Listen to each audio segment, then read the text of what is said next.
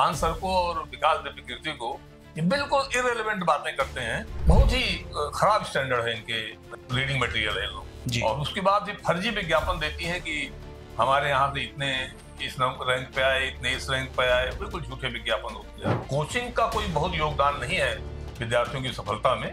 तो 40% 50% चांस हो गया कि आपके यहाँ 100 लोग अगर आए हैं तो 50 लोग सिलेक्ट हो जाए जी।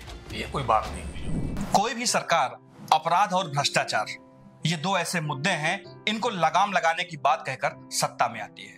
2017 में योगी सरकार भी इन्हीं बातों को लेकर लोगों के बीच गई और लोगों ने खूब प्यार दिया, समर्थन दिया और योगी सरकार ने पूर्ण बहुमत से अपनी सरकार बनाई। मुख्यमंत्री योगी आदित्यनाथ जब सत्ता की कुर्सी पर बैठे तो उन्होंने यूपी के पुलिस की कमान दी 1980 बैच के आईपीएस ऑफिसर सुलखान सिंह को।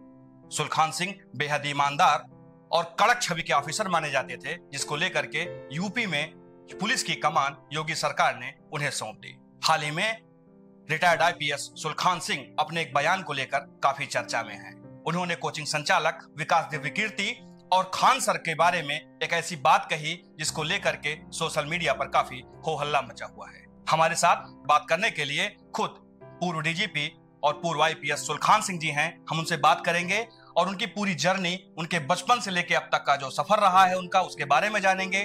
उनकी एक मांग है, उसके बारे में भी उनसे बात करेंगे और तमाम उनसे हमारी बातें होंगी। सर, बहुत बहुत स्वागत है आपका यूपी न्यूज में। सर, सबसे पहले आपके उस बयान पे हम बात कर लेते हैं जिसको भी हाल ही में आपने सोशल मीडिया पर पोस्ट किया है, विकास दिव्य कीर्ति और खान सर के बारे में। क्या सर, कैसे इसको लिखने की आवश्यकता क्यों पड़ी और क्या ये पूरा मामला क्या है सर, दर्शकों को बताइए। वैसे तो मैं कई कॉलेजों में, स्कूलों में भी बच्चों को ये टिप्स देता रहा हूँ और मैंने फेसबुक पर भी लिखा था। लेकिन उस दिन वो मैंने देखा कि विकास दिव्य कीर्ति के इंस्टीट्यूशन पर 5 लाख रुपए का जुर्माना किया गया गलत बयानी करने के कारण जो है। तो मुझे लगा कि ये एक बार दोबारा इसको किया जाना चाहिए। तो मैंने उसमें लिखा कि इस तरह के झांसे में छात्रों को नहीं आना चाहिए। और मैं ये शुरू से मानता रहा हूँ कि कोचिंग का कोई बहुत योगदान नहीं है विद्यार्थियों की सफलता में।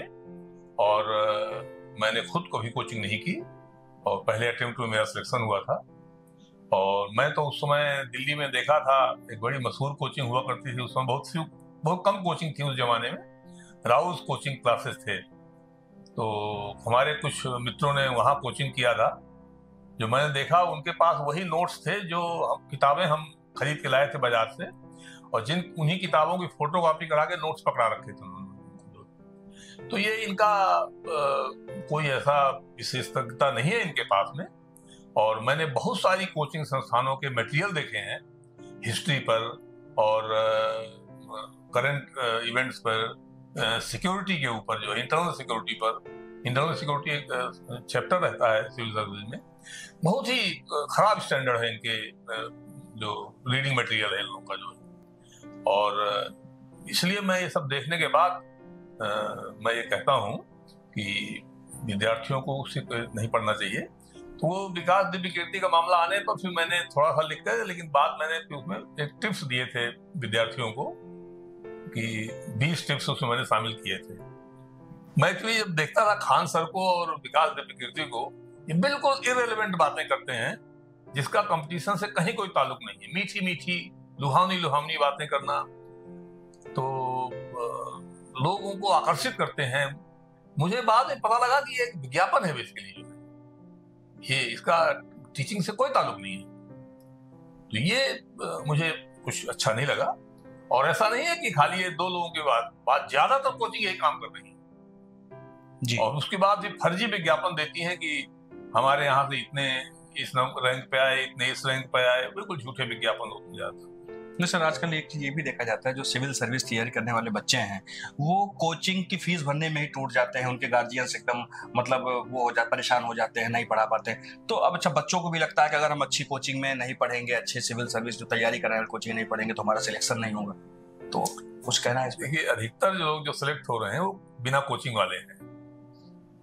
आप किसी टॉपर से, किसी से बात करिए, वो बताएंगे। ज्यादातर लोग कोचिंग वाले नहीं होते हैं। ये कोचिंग का कोई लाभ नहीं है, लेकिन एक्चुअली क्या है कि सीटें बड़ी कम हैं और लगभग 1000 के आसपास सीटें रहती हैं ज्यादातर जो है सिविल सर्विस में, ऑल रैंक्स मिला के। उसमें क्लास बी क्लास की भी शामिल हैं। IAS IPS तो कम ही सीटें होती हैं।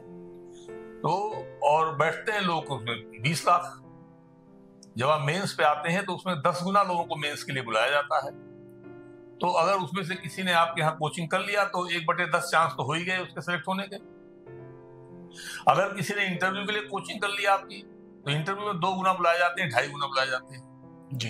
तो 40% 50% चांस हो गया कि आपके यहाँ 100 लोग अगर आए हैं तो 50 लोग सिलेक्ट हो जाएं। जी। तो ये कोई बात नहीं हुई जो है। तो ये इस तरह का चीज ठीक नहीं है, इसका कोई खास लाभ नहीं है। मैंने यही कहा था कि इसमें इंटरव्यू में के लिए थोड़ा लाभ मिल सकता है अगर उसमें उनके पास ऐसे अनुभवी मेंटर्स हैं जो खुद इंटरव्यू में शामिल हो चुके हैं, यूपीएससी के या स्टेट पब्लिक सर्विस कमीशन के इंटरव्यू ले चुके हैं, तो वो कुछ टिप्स दे सकते हैं ऐसे कैंडिडेट्स को इंटरव्यू के लिए जो है, पर्सनालिटी टेस्ट जिसे कहा जाता है। और बाकी का रिटर्न में कोई इसका लाभ नहीं।